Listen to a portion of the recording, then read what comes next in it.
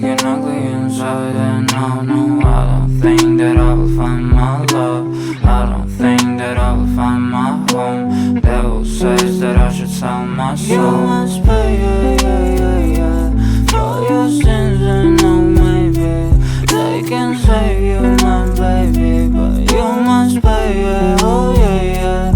You must pay, yeah, for your sins, and no, maybe they can save you.